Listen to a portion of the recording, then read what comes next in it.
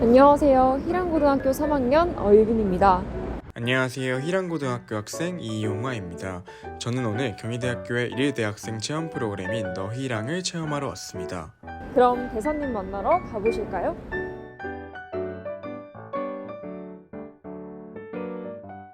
안녕하세요. 안녕하세요. 작곡과 1학번에 재학 중인 김민준이라고 합니다.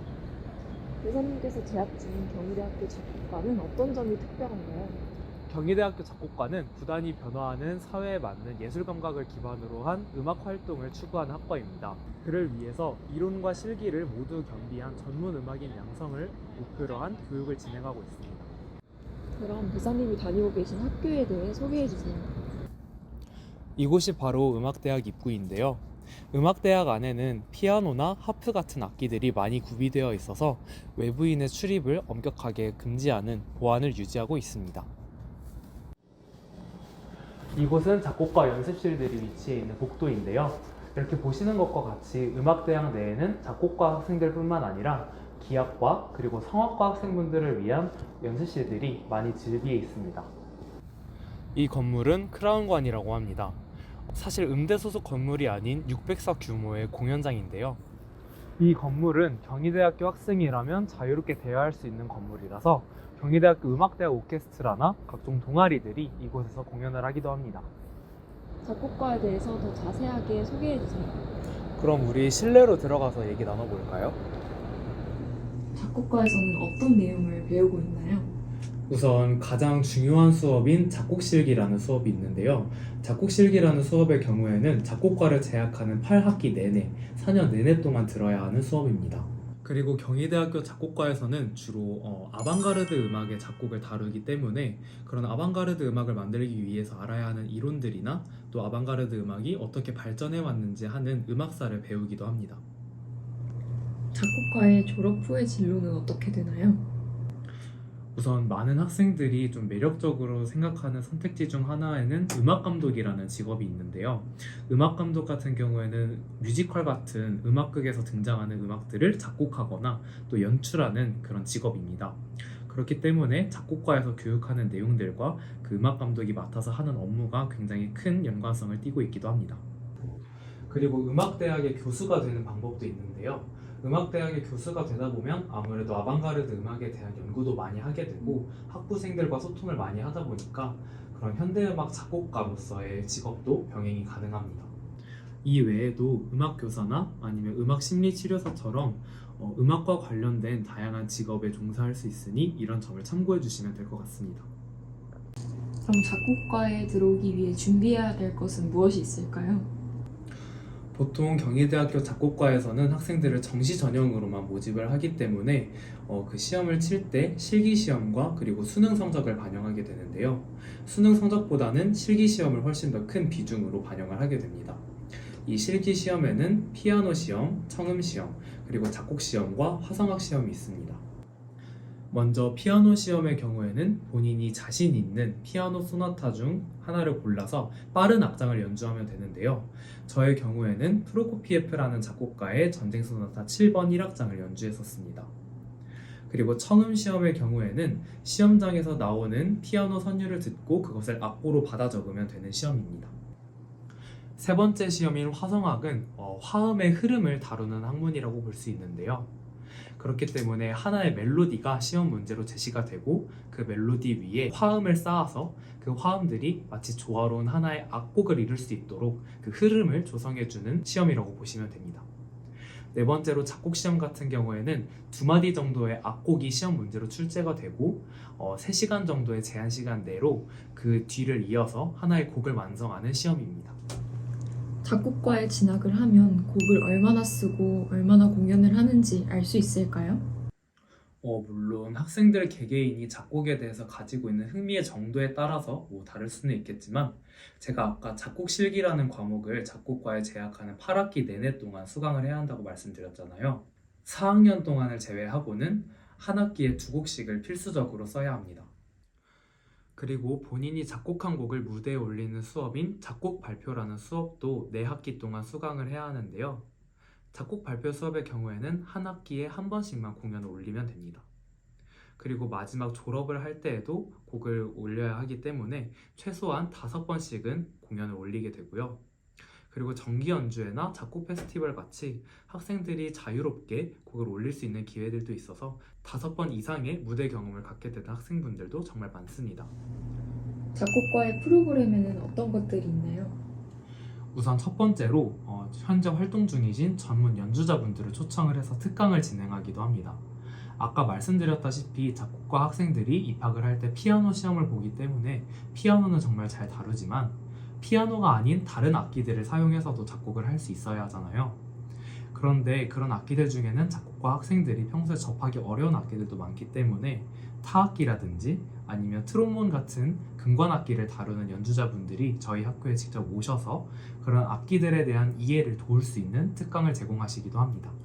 작곡 발표 수업이나 졸업 연주, 그리고 정기 연주회 같은 경우에는 작곡가 학생들이 자신들의 사비를 들여서 스스로 연주자를 구해야 하는 반면에 작곡 페스티벌 같은 경우에는 경희대학교 작곡과 차원에서 직접 연주자분들을 고용해주고 그리고 돈도 지원해주기 때문에 작곡 페스티벌 같은 경우에는 정말 많은 학생들이 참여하는 행사이기도 합니다. 제가 아까 말씀드렸다시피 작곡과를 졸업을 해서 음악교사로 활동을 하는 학생분들도 많이 있는데요. 중고등학교 음악교사가 되기 위한 시험인 임용고시를 치르기 위해서 필요한 자격증을 주기 위해서 진행하는 프로그램입니다. 이 프로그램을 시작하게 되면 교생 실습이나 교육 봉사 또는 교육론과 같은 내용들을 배우게 되고요. 근데 이 프로그램 같은 경우에는 아무나 진행할 수 있는 것이 아니라 1년에 1명 그리고 한 학년에서 1명씩만 학점을 기준으로 선발을 하기 때문에 만약에 이 교직이수 프로그램에 관심이 있으시다면 처음 1학년 때부터 성적 관리를 잘 해주셔야 프로그램의 대상자로 선발되실 수 있습니다. 혹시 작곡과는 다 절대음감인가요? 네, 대부분의 학생들이 절대음감인 편인데요. 작곡과에는 보통 1년에 16명 정도의 학생들이 입학을 하게 되고 평균적으로 그 중에서 한두 명 정도를 빼고는 모두 다 절대음감이라고 생각을 하시면 됩니다. 꼭 절대음감이어야 하는 것은 아니지만 입학을 할 때 치르는 청음시험이나 아니면 대학교 내에서 치르는 청음시험의 경우에는 두음 내지는 네음을 모두 한 번에 연주하는 것도 모두 들을 수 있어야 훨씬 유리한 시험들도 많기 때문에 대부분의 학생들이 절대음감을 가지고 있습니다. 입시를 준비하는 수험생들에게 한마디 해주실 수 있나요? 작곡과에 입학하기 위해서는 수능 공부와 실기 공부 모두 해야 하고 실기 공부도 한 과목만 있는 것이 아니라 4과목이나 있어서 입시를 준비할 때 부담감이 정말 클 수도 있어요. 그리고 입시 준비 외에는 다른 것들을 뭔가 경험해볼 그런 여유 시간이 많이 없을 수도 있고요. 그래서 그런 것 때문에 많이 힘들 수도 있겠지만 그런 것들을 모두 이겨내고 대학교에 와보면 동아리 활동이라든지 전과 기회 그리고 복수 전공의 기회처럼 다양한 경험들을 해볼 수 있는 기회들이 정말 많이 마련되어 있거든요. 그래서 지금은 조금 힘들더라도 대학교에 와서 자신의 꿈을 조금 더 자유롭게 키우고 펼칠 기회가 있음을 믿고 입시에서 좋은 결과를 내서 대학교에서 만날 수 있었으면 좋겠습니다. 반가워요. 안녕하세요. 안녕하세요. 안녕하세요. 경희대학교 공과대학 사회기반 시스템공학과 19학번 이동준이라고 합니다. 반갑습니다. 동준대사님. 동준대사님이 다니고 있는 공과대학 소개 좀 해주세요. 뒤편에 보이시는 건물은 공학관 건물입니다. 저희 공학관에는 9개의 학과가 있습니다. 그 중에서 저는 사회기반 시스템공학과를 재학 중입니다. 저희 공학과는 로봇처럼 생겼다고 해서 강철공대라는 별명을 가지고 있습니다. 또한 저희 공학관 뒤편에는 실험동이 있습니다. 실험동에는 전국 유일한 원자로 센터를 보유하고 있습니다. 동준대사님, 그러면 건물에 들어가서 더 자세한 얘기 해주세요. 그럼 안으로 들어가 보실까요? 네.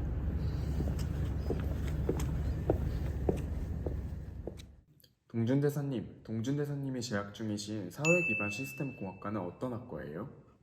네, 사회기반 시스템공학과란 자연계에 존재하는 자연 자원을 인간의 복지 증진에 활용할 수 있도록 필요한 시설을 조사, 설계, 설비하는 학과입니다. 그러면 사회기반 시스템공학과에는 어떤 과목이 있어요? 네, 저희 사회기반 시스템공학과의 대표적인 과목으로는 유체역학, 재료역학, 수리학, 수문학, 철근 콘크리트 공학 등이 있습니다. 제가 그 중에서 가장 인상 깊게 들은 과목은 수문학이라는 과목입니다. 수문학은 유체역학에서 배우는 베르누이 방정식을 이용한 수족 간의 힘, 압력 등을 계산하는 학문인데요. 이 수문학 과목을 듣고 흥미를 느껴서 저는 수문학에 대해서 좀 더 공부해 보려고 합니다. 아, 그런 과목이 있군요. 빨리 대학생이 되고 싶네요. 그런데 저는 대학생이 되면은 꼭 동아리에 들어가고 싶은데 사회기반 시스템 공학과에는 어떤 동아리가 있어요? 네, 저희 사회기반 시스템 공학과에는 교량 구조물 대회 또는 학술제를 진행하는 동아리가 있으며 토론을 하는 동아리, 그다음에 취미를 공유하는 동아리, 현장 견학을 가는 동아리가 있습니다. 저는 그 중에서 교량 구조물 대회, 학술제를 진행하는 트러스라는 동아리에 소속되어 있습니다. 그 중에 교량 구조물 대회에 미스터 브릿지라는 대회에서 금상을 수상하기도 하였습니다. 사회기반 시스템 공학과는 경희대학교 공과대학인 만큼 높은 취업률을 자랑할 것 같은데 맞나요? 네, 맞습니다. 경희대학교 사회기반 시스템공학과는 공과대학 소속으로 높은 취업률을 자랑하고 있습니다. 사회기반 시스템공학과를 졸업하게 된다면 주요 진출 분야로 사기업, 공기업 또는 대학원, 학계로 진출하고 있습니다. 경희대학교 공과대학에는 건축공학과가 또 있던데 사회기반 시스템 공학과와 건축공학과의 차이점이 궁금해요. 네, 사회기반 시스템공학과와 건축공학과의 차이점을 물어보는 학생들이 많았는데요. 사회기반 시스템공학과는 댐, 교량, 항만 등 토목 구조물을 배우는 학과이고 건축공학과는 건물이나 주거 공간 등을 배우는 학과입니다. 아, 제가 입학에 대한 궁금한 점이 있는데 제가 물리를 조금 못하는데 혹시 물리를 못하더라도 이 학과에 입학할 수 있을까요? 네, 저 같은 경우에도 고등학교 때 생명과학과 지구과학을 선택하여서 물리학이 조금 낯설었습니다. 하지만 1학년 때 수강하는 일반 물리학 수업을 통해 이후에 수강하는 전공 수업을 무리 없이 들을 수 있었습니다. 근데 동준대사님은 체크셔츠를 입고 계시지 않네요? 제가 알기로 공대 학생들은 체크셔츠를 많이 입는 걸로 알고 있는데 진짜인가요? 물론 편하게 멋을 낼 수 있는 체크셔츠도 많이 입지만 공대생들도 저처럼 다른 멋있는 옷들을 많이 입는답니다. 오늘 이렇게 너희랑 프로그램 하면서 작곡과에 대한 이야기 나눠봤는데 어땠어요? 생소한 학과인 작곡과에 대해서 되게 구체적으로 알 수 있었던 유익했던 시간이었습니다. 저도 생소한 저희 학과에 대해서 소개할 수 있었던 게 굉장히 재미있었던 것 같아요. 프로그램 오늘 여기서 마칠 텐데 어땠나요? 오늘 사회기반 시스템 공학과에 대해 잘 알아갈 수 있었던 유익한 시간이었던 것 같습니다. 설명 잘 해주셔서 감사합니다, 동준대사님. 그럼 경희대학교에서 꼭 봐요. 안녕.